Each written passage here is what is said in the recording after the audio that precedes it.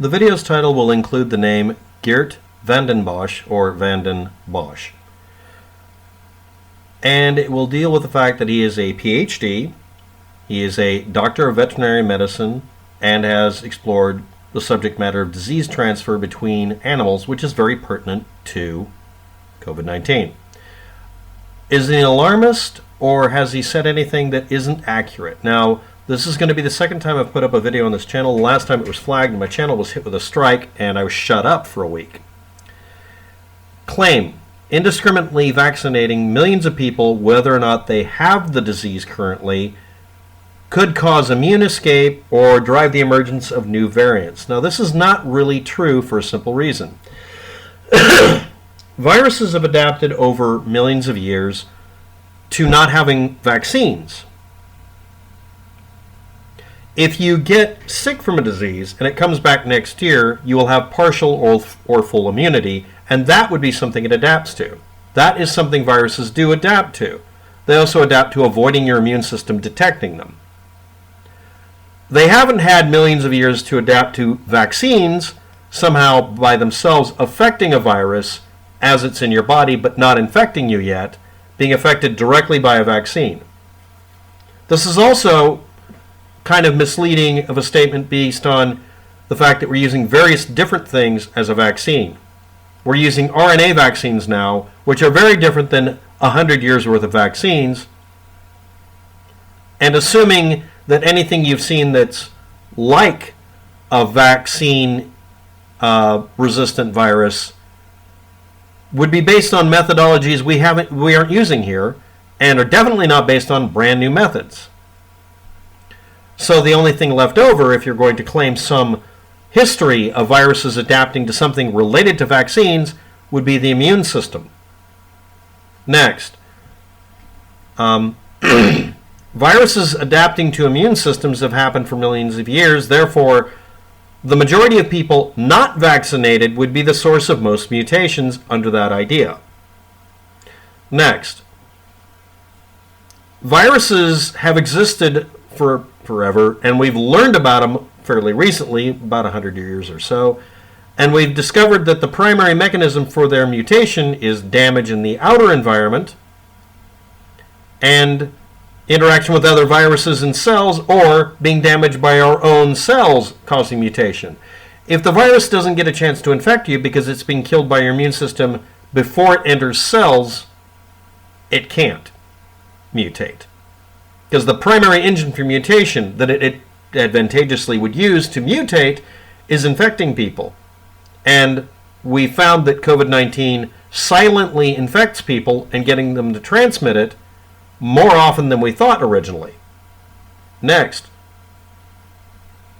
very simply, if the virus infects a cell and does mutate and leaves the cell, the likelihood of it transferring to another person is much lower if your immune system attacks it at all, and vaccinating a person cannot change the virus. Antibiotics like sulfa drugs on one end and very targeted antibiotics like, let's say, whatever you took last time, use a methodology that's very similar. They cause a person's body to be toxic to a disease, a bacteria, a protozoa, some pathogen. Vaccines don't cause your body to become toxic to them. They cause your body to think you're being infected by them. And to cause an overreaction in the immune system is the only side effect we see. Those are the side effects. And that's no different than you being infected last year and then fighting it again this year. All you're doing is implementing the immune system again that second way. But tying, in his words, the idea of antibiotics or other methods we try to fight disease in general with causing them to change and evolve over time, it is evolution, not mutation or whatever. It's evolution. Creating a pressure on them to change and adapt to our attacks only makes sense if you don't pay attention to the fact that specifically COVID-19 and very specifically and more generally all of the coronaviruses mutate less often than other viruses. And it is a presumption that vaccines can cause a mutation, but has been borne out as not true. The majority of people on Earth do not get vaccines against the yearly flu, or any of the other things that keep coming back, that keep mutating. The majority of people who are not vaccinated are the source for mutation because, again, virtually all mutation by 1 million to 1 odds happens inside of cells of infected individuals. Preventing infection and preventing spread does not cause it to mutate to adapt to this. That's not how they work. Evolutionary changes that would get around a mask would require it cause different irritation factors. That would take a lot longer. Having it adapt to a vaccine would be based on the vaccine, again, acting like some toxin to it, when really it's not bothering at all. You can put the vaccine into a petri dish with the virus. As long as it has nothing to infect, the virus doesn't interact with it. If you give it cells to infect, they're just bare cells in a petri dish. There's no immune system. It still infects them. The vaccine has no effect on the virus until it's in a living being with an immune system. Antibiotics work in a petri dish directly.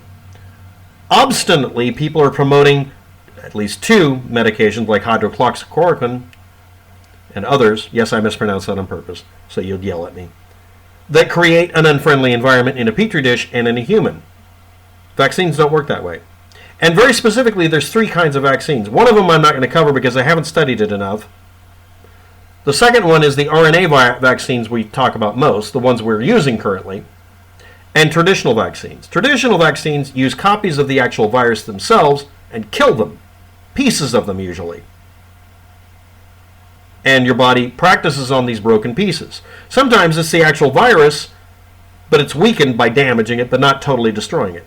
Sometimes it's a related virus that acts the same, but can't hurt you at all, like getting cowpox to make you immune to some other pox, like smallpox. But in RNA vaccines, you're giving something to someone that doesn't cause a reaction at all. It then gets into a cell and causes your body to make copies of the parts that we would have killed from the original virus, making several degrees of separation so that you can't even have the virus in your system, causing your immune system to have something to fight, and more importantly, taking advantage of your cell's stubborn attitude of producing more of them, because it's been told to do so, to the exclusion of all else in a few of the cells, and producing it, causing you to self-immunize. Exploiting a natural process isn't unnatural, it's a natural process. Claiming that a vaccinated person will cause more mutation than a normal person's immune system is ignoring that it's the immune system that would have to have the effect you're talking about. One point that was brought up by Geert van den Bosch and other people is that the vaccine in your body after you're infected might cause a change in its behavior in your body. This is hypothetically possible, but again, this relies on it mutating fully, an actual evolutionary change in the virus. How did we end up with this? 2 animals or more in the same environment in Wuhan province, or the city of Wuhan in China, being next to each other, having 2 slightly related viruses, but being in close proximity so that the virus could then infect each animal, and then the viruses interacted in each animal and fused together and mutated. That's the only other method this happens. This is the reason at most farms, including factory farms, animals are kept separate so that they only get exposed to diseases that are similar so that the viruses cannot fuse together and effectively, almost sexually, reproduce, forming mutations faster. For the same reason I am not an identical clone of my dad, because I'm a mixture of my father and mother. God help us all look at the evil visage. This is the fastest way to mutate things, which is what fucking happened. But exposing someone to an immune system that kills, it through another person, being exposed to people next to you who've been made to where that they killed the virus, doesn't cause it to mutate and spread because it kills it. Again, the thing that viruses have adapted to over millions of years are immune systems and the environment and each other, and those drive mutation. 100 years of us vaccinating people doesn't cause the mutations. There are limited cases of things that look like this, and in some cases are like this. Primarily those are antiviral drugs, which do behave exactly the way we were talking about with sulfa drugs or other antibiotics. They cause your body or the creature you're dealing with to be less susceptible to the disease because it's dangerous to the virus or bacteria or whatever. Those do cause some mutations, possibly, but it's much less often. In fact, I could only find one reference, and it was theoretical or hypothetical.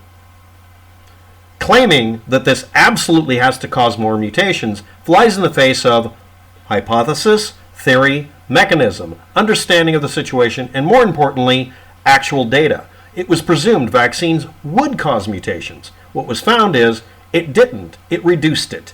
What was found to cause the mutations was unvaccinated people, just as it has been doing for millions of years. What causes disease? A pathogen like a virus, bacteria, or a parasite? Or is it your body becomes susceptible to being sick, and those are secondary characteristics? This last option doesn't work, doesn't make sense, except in cases of being depraved of something, like calcium deficiency will cause rickets. Rickets isn't caused by some disease particle or something added to your system. It's caused by the lack of something, vitamin D or whatever. Metabolic bone disorder is caused by an imbalance, somewhere in the middle here, of having too much of one and not of another of something else, like calcium and phosphorus. But over here we have things that are caused exclusively by something being put into your body. Whether you're healthy or sick, if you're in an environment that makes it to where you can't be exposed to this, you won't get that specific disease. You might become sick. Someone in the 1800s noticed that as people got older, their immune systems would fail, but they didn't know what an immune system was at the time, and that their bodies would cease and desist removing damaged tissue, dead tissue, and toxic waste, and they became a fertile ground, a terrain, where an environment had existed to cause them to be able to carry a disease. Opportunistic diseases would attack. That is true. But except for those limited cases very far over here on this spectrum, this does not disprove germ theory. There's a specific group of people we call anti-vaccinationists who, for various reasons, such as a bad experience with one vaccine or a history of badly done vaccines in the past, maybe even currently, of people making vaccines recklessly, have decided that all vaccines must be stopped because it's an interference with the natural process. And if you dig deeply, some of them will tell you, especially if you get them drunk, that it's because they want the plagues to be something God can only cause, or they want the plagues to come back to filter out the bad people, or simply that a relative of theirs got harmed because they had an allergic reaction to a vaccine. These are all very valid reasons. Okay, not really. But they will embrace the terrain theory and ignore the germ theory because vaccines work off of your immune system being harnessed to fight diseases before you're exposed to them at a level that can kill you. It's only appropriate for diseases that are very dangerous, like head colds, which are also coronaviruses. But coronaviruses are singularly dangerous because they can mutate like this. We've discovered that twice now. They are also singularly dangerous because they traditionally, if you haven't noticed it, are asymptomatically transferred. People who get head colds sometimes get them from people who have no symptoms. We are dealing with asymptomatic spread. This virus is most dangerous because it spreads first by not really giving you an illness, and then killing people by spreading wide first. Sneaky as hell. Just like head colds. Something we never had to worry about before, but could kill people occasionally. Or the flu, which does kill people enough every year we give vaccines for. The vaccines, however, are not driving, again, even the head cold or the flu virus every year, because those mutations happened in people who weren't vaccinated originally. Thank you for watching. Have a good day. Good luck with that.